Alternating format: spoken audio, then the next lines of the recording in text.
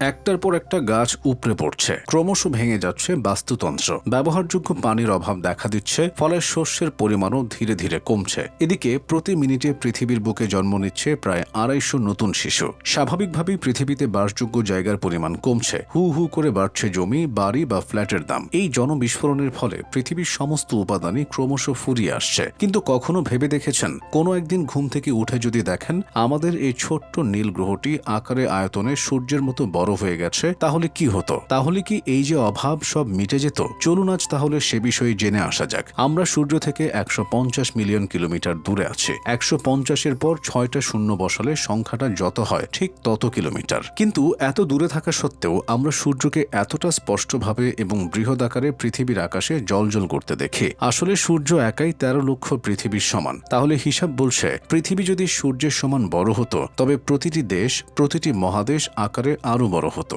বাংলাদেশের আয়তন হয়তো রাশিয়ার চেয়েও বড় হতো, ইন্ডিয়া হয়তো তখন গোটা এশিয়া মহাদেশের মতো আয়তন নিয়ে অবস্থান করত। ফলে এই যে এত লোক আশ্রয় না পেয়ে রাস্তায় ঘুরে বেড়াচ্ছেন, তারা সবাই থাকার জায়গা পেতেন, জমির দাম কমে যেত। শুনেই খুব ভালো লাগছে, তাই না? কিন্তু এর পেছনে লুকিয়ে থাকা ভয়াবহ সত্যিটা জানলে চমকে যাবেন। পৃথিবীর আয়তন বেড়ে গেলে পৃথিবীতে থাকা পানিকে ঠিক সেই আয়তনেই ছড়িয়ে পড়তে হতো। ফলে সাগর, মহাসাগর থেকে শুরু করে ছোট বড় সমস্ত জলাশয়ের গভীরতা কমে যেত। আর এই গভীরতা কমে যাওয়ার ফলে সূর্যের তাপে এসব জলাধারের পানি কয়েকশো গুণ বেশি পরিমাণে উবে যেত পৃথিবীর বুক থেকে। এর ফলে সামুদ্রিক জীবেরা বাঁচতেই পারত না। এক ফোঁটা ব্যবহারযোগ্য জলের জন্য মানুষে খুনোখুনি শুরু হয়ে যেত। পানির অভাবে ফসল ফলত না। আর শুধু পানির অভাবে কেন, পৃথিবীতে উপস্থিত মাটির ঘনত্ব এত কমে যেত যে যেসব গাছ অনেক গভীর অব্দি শিকড় ছড়ায়, তারাও বাঁচতে পারত না, ভেঙে পড়ত। আর এই ভেঙে পড়া থেকে মনে পড়ল, পৃথিবী যদি সূর্যের মতো বড় হয়ে যেত, তবে পৃথিবীর মাধ্যাকর্ষণ শক্তি